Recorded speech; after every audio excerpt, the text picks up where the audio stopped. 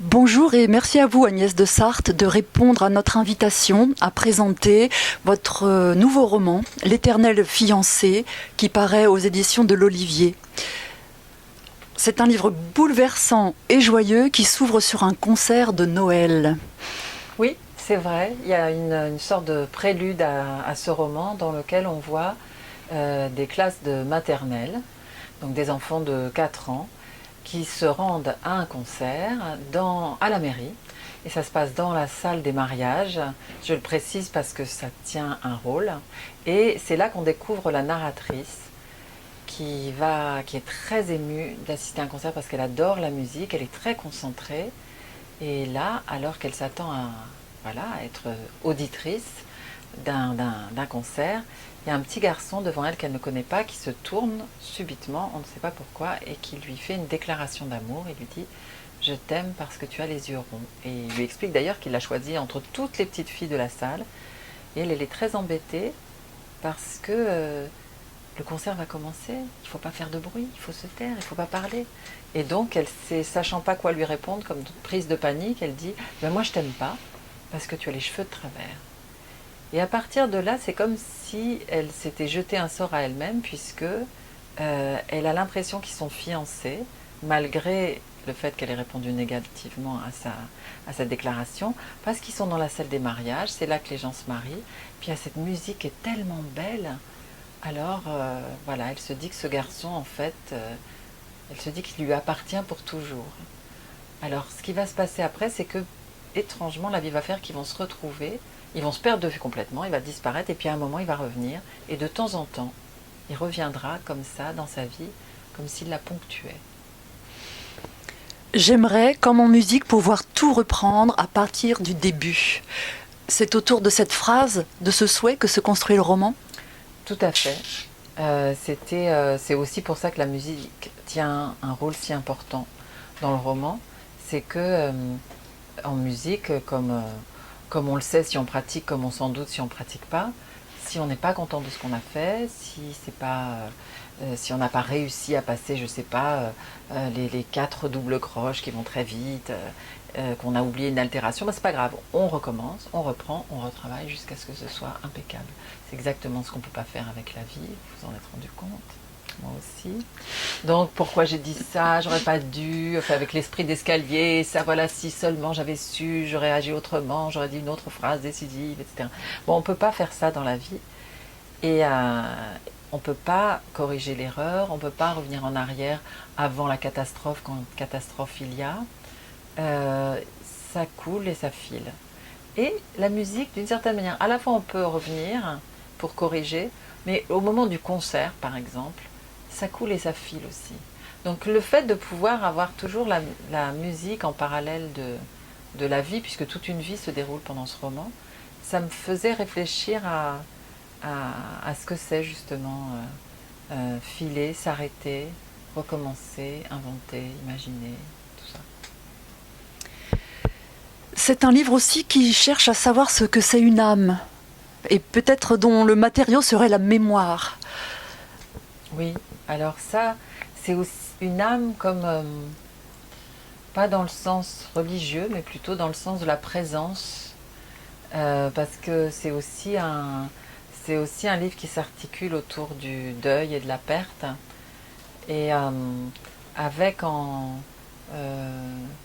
avec en tête cette phrase très énigmatique qui est prononcée parfois, qu'on entend ici et là, il faut faire son deuil. Et j'ai toujours trouvé ça très bizarre, cette phrase, comme si c'était actif. Fais ton deuil.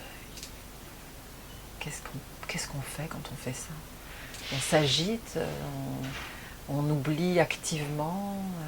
Donc c'était aussi une réflexion c'est aussi une réflexion qui se mène à travers ce roman. Et pour arriver à démêler ces fils-là, c'est vrai qu'à un moment, la question est posée de qu'est-ce qui reste d'une présence, qu'est-ce qu'on fait avec peut-être que c'est ça, l'âme, peut-être que c'est ce qui reste une fois que la personne est disparue, sous quelle forme ça reste, qu'est-ce qu'on en fait, comment on vit avec. C'était aussi une des questions. Et puis on retrouve des sujets que vous avez déjà abordés dans le livre, la filiation, l'enfance, l'adolescence. Et j'ai l'impression que vous êtes toujours dans l'émerveillement de ce qui est construit un être humain. Et que peut-être cet émerveillement pourrait être le moteur de votre œuvre. Ah oui. Ah mais moi je ne m'en remets pas qu'on soit vivant. Je trouve ça incroyable. Il faut tellement d'éléments, tellement de combinaisons, de combinatoires pour qu'on existe. Et tout ça fonctionne sans arrêt. Enfin si, avec un arrêt.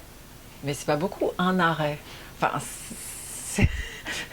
c'est terrible. Et en même temps, on se dit, ça pourrait s'arrêter tout le temps. Moi, j'en reviens pas que là, pendant que je vous parle, mon cœur bat. Il y pense, le cœur, il fait son boulot. Je dis pas, allez, vas-y, bats mon cœur. Allez, sens, tourne dans mon corps. Non, tout ça a lieu. Et c'est vrai que rien que le vivant, juste comme ça, hein, juste l'organique, me fascine. Après qu'on ait une conscience, en plus de ça, et qu'en plus on rencontre des êtres qui en ont une aussi, qu'on puisse se parler, qu'on puisse s'aimer, je me dis, c'est fou. C'est incroyable. Oui, c'est vrai que en fait, je m'en remets pas qu'on soit là. Oui.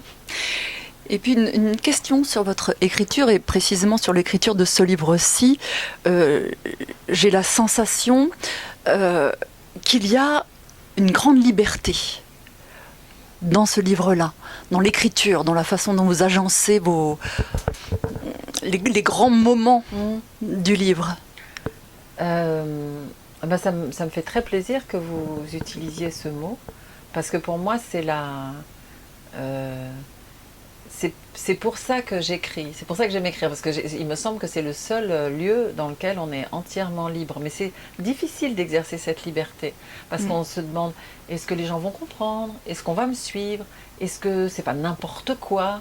Est-ce que c'est autorisé? Est-ce que c'est quand même un roman? Est-ce que on est sans cesse, on s'auto-bombarde de questions, et on n'ose pas forcément la liberté. Et en fait, ce qui m'a aidé dans cette liberté que vous désignez, c'est encore une fois la musique. C'est me dire, après tout, par exemple, il arrive qu'on passe d'un chapitre à l'autre dans ce livre, et on abandonne les personnages qui étaient dans le chapitre précédent, et on ne sait même pas avec qui on est quand on arrive dans le chapitre d'après. Parfois, il arrive une fois où c'est deux personnages qu'on n'a jamais vus. Et je me dis que c'est interdit de faire ça. Et en fait, en musique, ça arrive. Ça arrive que vous ayez un mouvement qui ait l'air complètement nouveau dans un concerto. Vous dites, mais ça n'a rien à voir avec ce que je viens d'entendre. Tout à coup, on est très lent, on est très calme, et puis je ne reconnais pas le thème. Et puis si, en fait, c'est lié. Et cette manière comme ça qu'ont les mouvements de se succéder parfois dans les symphonies ou dans les concertos sans avoir de lien évident, mais en fait ils sont dans la même tonalité, ou alors le thème va revenir, etc. Je me suis dit, en fait on peut faire ça, allez essayons. Donc c'était, voilà, je me suis laissée guider par la musique. Une dernière question pour clore cet entretien, s'il vous plaît. Quel livre ou quel auteur aimeriez-vous partager avec vos lecteurs aujourd'hui ? Alors, spécifiquement, et là je regarde droit dans les yeux de mes lecteurs pour le dire,